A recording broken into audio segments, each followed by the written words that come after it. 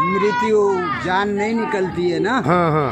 और ये मंत्र पढ़ा जाता है। इस मंत्र का नाम रखा गया है अनकही, ऐसा छुपाया गया है इस मंत्र कि ला इलाहा हरणी पापम। सलाम, आदाब, सत श्री अकाल। कैसे हो मेरे दोस्तों? मैं दुआ करता हूँ हिंदू, मुस्लिम, सिख, ईसाई सब पे मेरा अल्लाह सलामती भेजे और दुआ करता हूँ सब खैरियत से होंगे। तो दोस्तों, आपको ये तो पता है, चाहे वो किसी भी मज़हब का इंसान हो, कि इंसान को आखिरत मौत सबको आती है। ये तो आप मानते हो कि मौत सबको आती है, चाहे वो किसी भी रिलीजन का इंसान हो, जानवर हो, लेकिन सब रिलीजन में अलग अलग तौर तरीके बताए जाते हैं। वैसे ही हिंदू रिलीजन में भी आज मैंने ऐसा सुना है, देखा है कि जब तक हिंदू रिलीजन में कोई पंडित की जान न निकले तो उसके लिए बड़ा पंडित बुलाया जाता है और उसको कलमा पढ़ाया जाता है। जी हाँ, कलमा, अशहदु अल्ला इलाहा इल्लल्लाह वहदहु ला शरीका लहू अशहदु अन्ना मुहम्मदन अब्दुहु व रसूल, ये कलमा पढ़ाया जाता है। पता है आपको? तो ये एक हिंदू पंडित ने ही हमें बताया है। तो वीडियो स्टार्ट करने से पहले आपसे गुजारिश है कि वीडियो को लाइक करें, चैनल को सब्सक्राइब करें और बेल आइकन का बटन जरूर दबाएं ताकि आपको नए वीडियो की नोटिफिकेशन मिल जाए। ठीक है दोस्तों, तो वीडियो स्टार्ट करते हैं मेरे प्यारे दोस्त। का मंत्र है वो अनकही का मंत्र है। अनकही इसको सकरात के आलम में जब मृत्यु जान नहीं निकलती है ना, तो उस वक्त महाब्राह्मण को बुलाया जाता है, बड़े ब्राह्मण को, और ये मंत्र पढ़ा जाता है। बहुत बड़े पंडित को बुलाया जाता है। नाम रखा गया है अनकही। अनकही, हाँ, यानी किसी से कहा नहीं जा सकता, ऐसा छुपाया गया है इसमें। सही बात है। और वो मंत्र इस तरह है कि ला इलाहा हरणी पापम, ला इलाहा हरणी पापम इल्लल अम्बा परम पदम, और जन्म वैकुंठ प्राप्ति, जन्म वैकुंठ प्राप्ति। तो जपे नाम मुहम्मदम, इसका अनुवाद सल्लल्लाहु अलैहि वसल्लम, ला इलाहा हरणी पापम। ए भक्त, ला इलाहा कहने से तेरे पाप हरण हो जाएंगे। क्या? इल्लल अम्बा परम पदम, पाप भूल जाएंगे। अल्लाह को पैदा करने वाला मान लेने से तुझे परम पदी मिल जाएगी। सही बात है। और जन्म वैकुंठ प्राप्ति, और हमेशा के लिए स्वर्ग प्राप्त करना चाहता है, जन्नत हासिल करना चाहता है, तो जपे नाम मोहम्मदम, मोहम्मद साहब के नाम वाला कलमा जप ले, सल्लल्लाहु अलैहि वसल्लम, ला इलाहा इल्लल्लाह मुहम्मद रसूलुल्लाह सल्लल्लाहु अलैहि वसल्लम। अपने कुरान मजीद पढ़ी और सब बात को तफसील करते, सिर्फ एक या दो बात कि कुरान शरीफ के अंदर मौत आती है, मुर्दे को वापस से जिंदगी दी जाएंगी आखिरत में, उनका जिक्र है। और हिंदू लोग ये मानते हैं कि पुनर्जन्म में, और वो डिस्कवरी चैनल पे देखिए कि पुनर्जन्म होता है। अगर आप देखेंगे सबसे ऊंची किताब हिंदू मजहब में वेद, अगर आप पढ़ेंगे पुनर की मानी क्या, पुनर संस्कृत में मतलब नेक्स्ट, अगेन, वापस से, और एक पुनर के मानी नेक्स्ट। तो पुनर्जन्म मतलब नेक्स्ट जिंदगी, और एक जिंदगी आने वाली। कुरान शरीफ पढ़ेंगे, कई आयते हैं कि अल्लाह सुब्हानहू व तआला ने आपको जिंदगी दी, बेशक पहले आप थे नहीं कि जिंदगी दी, धरती पे आए, फिर आपको मौत देंगे, फिर आखिरत में उठाया जाएगा। आप जो करें मुर्दों को जान दी जाएंगे आखिरत में, ये हम मानते हैं कि एक बार हम इस धरती पे आते, नेक्स्ट लाइफ इज आखिरत। इसी तरीके से वेद में भी जिक्र है अबाउट पुनर्जन्म, बिल्कुल नेक्स्ट लाइफ, सेम हूबहू जिस तरीके से कुरान में लिखा हुआ है। लेकिन आम हिंदू मतलब ये गुरु है, स्वामी हैं, इन लोग जब ये करने लगे, एक उनको घटनाएं पेश आई, वो देखने लगे कि कई इंसान जब पैदा होते हैं with congenital defects, heart problem, heart defects, problem, कोई अमीर पैदा होता है, कोई गरीब पैदा होता है, तो भगवान he can not be unjust.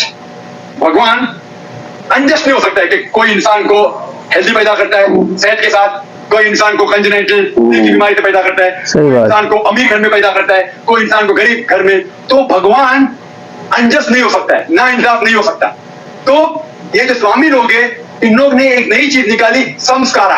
मतलब कहते हैं संस्कारा, जो इंग्लिश में कहते हैं cycle of birth and rebirth, transmigration of soul, अंग्रेजी में कहते हैं ट्रांसमाइग्रेशन ऑफ सोल, क्योंकि आप डॉक्टर है, आप जानते होंगे, ट्रांसमाइग्रेशन ऑफ सोल अंग्रेजी में कहते हैं, संस्कृत में कहते हैं संस्कारा, birth death, birth death, birth death. कहीं भी वेद में नहीं लिखा हुआ है कि birth death birth death birth death, कहीं भी वेद में नहीं लिखा है। चैलेंज है मेरा, ये इन लोग को मिलता है भगवत गीता के श्लोक, जी श्लोक चैप्टर नंबर 2 में वर्स नंबर 22 में, उसमें लिखा हुआ है कि जब कोई शख्स अपने कपड़े निकालता है तो वो नए कपड़े पहन लेता है, उसी तरीके से रूह एक नई जिस्म में जाती है। और ये भद्यांकर उपनिषद में भी इसका जिक्र है। अब पढ़ेंगे कि when a caterpillar climbs up the grass of blade, it jumps to a new grass. Same way the soul takes a new body. जिस तरीके से कैटरपिलर घास के ऊपर चढ़ता है और दूसरे घास पे जाता है, उसी तरीके से रूह एक नई बॉडी के अंदर जाता है। तो इस श्लोक के बुनियाद पर इन लोग ने एक फिलॉसफी पैदा की, संस्कारा। इंसान जो कर्म के बेस के ऊपर, कर्म और धर्म की फिलॉसफी। कर्म मतलब अच्छे कर्म करोगे धर्म के हिसाब से तो अगले जन्म में आप अच्छे पैदा होंगे। अगर आपके कर्म बुरे होंगे तो अगले जन्म में आप हो सकता है कि लूला पैदा होंगे या लंगड़ा पैदा होंगे। और जो कहते हैं कि आप इंसान 7 बार बनेंगे। कौन कहता है? वेद नहीं कहती, ये स्वामी जी लोग कहते हैं। कोई वेद में कहीं लिखा नहीं, क्योंकि उनको ये नहीं कह सकते थे कि इंसान क्यों गरीब पैदा होता है, क्यों अपाहिज पैदा होता है। उनकी सोच कम थी, इसीलिए नई फिलोसफी लेके आए, ट्रांसमाइग्रेशन ऑफ सोल। आपको डॉक्टर है, मैं भी डॉक्टर हूँ। आपने कहीं मेडिकल साइंस बुक में पढ़ा हुआ है कि इंसान इस दुनिया में जन्म लेता है? कभी नहीं। क्या फिजियोलॉजी में पढ़ा, क्या में पढ़ा? अगर ये साइंटिफिक फैक्ट होता था तो हम मेडिकल कॉलेज में पढ़ते थे कि इंसान नए जन्म लेता है। हम कभी भी नहीं पढ़े। इससे यह साबित होता है कि साइंस इसको तस्लीम ही नहीं करती। जो आप डिस्कवरी चैनल में देखा, जो आप कह रहे हैं, अगर हक होता था तो हमारे साइंटिफिक बुक में भी ये लिखा होता। तो ये कहना कि साइंटिफिक प्रूफ है कि हम जन्म लेते हैं, बिल्कुल गलत है। इस्लाम जो इसका जवाब देता है वो है कि इस्लाम तस्लीम करता है कि अल्लाह सुब्हानहू व तआला कुछ लोग को अपाहिज पैदा करता है, कुछ लोग अच्छी सेहत देता है, कुछ को गरीब, कुछ को अमीर। इसकी वजह है कि अल्लाह ताला फरमाते हैं सूरह मुल्क में, सूरह नंबर 67 आयत नंबर 2 में, अल्लज़ी खलक़ल मौत वल हयाता, अल्लाह सुब्हानहू व तआला ने मौत और जिंदगी बनाई ताकि आप लोग को जांच सके, आप लोग का इम्तिहान ले सके, आप लोगों में से कुछ लोग अच्छे हैं। ये जांच पड़ताल करने के लिए ये जिंदगी हमारे लिए इम्तिहान है। इम्तिहान है। अल्लाह ताला फरमाते हैं एग्जाम सूरह अनफाल में सूरह नंबर 8 आयत नंबर 28 में कि आपके बच्चे और आपकी जायदाद आपके लिए फितना है। आपकी जायदाद और आपके बच्चे आपके लिए टेस्ट है, आपके लिए इम्तिहान है। अल्लाह ताला कुछ लोग को गरीब घर में पैदा करता है, कुछ लोग को अमीर। जो लोग अमीर है उनके लिए इम्तिहान है कि वो ज़कात देते क्या नहीं। जैसा कि मैंने कहा मेरी तकरीर में, तीसरी बुनियादी बात इस्लाम में है ज़कात। जिस शख्स के पास 85 ग्राम से ज्यादा सोना है या उसके मुकाबले में धन है, उसको 2.5% ज़कात देना फर्ज है।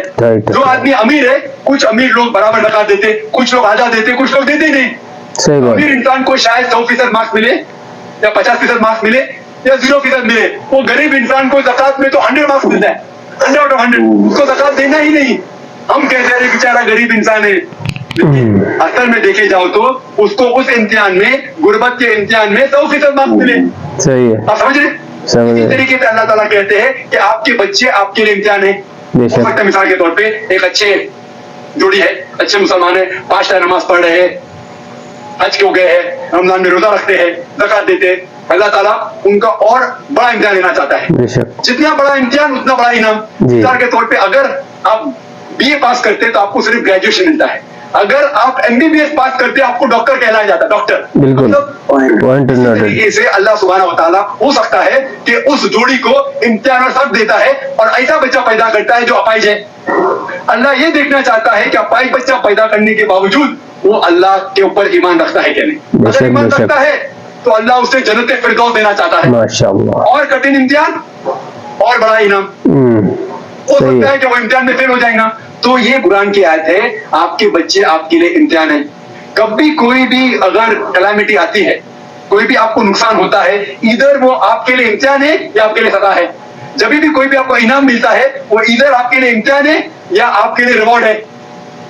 तो इसी तरीके से क्योंकि हिंदू मजहब के जो स्वामी हैं वो इसको नहीं समझ सके, इसीलिए एक नई फिलॉसफी संस्कार लिखी है जो बिल्कुल वेद में नहीं लिखी है। वेद बात करता है पुनर्जन्म। पुनर्जन्म मतलब नेक्स्ट लाइफ, जिसका जिक्र कुरान में भी है, आखिरत की जिंदगी।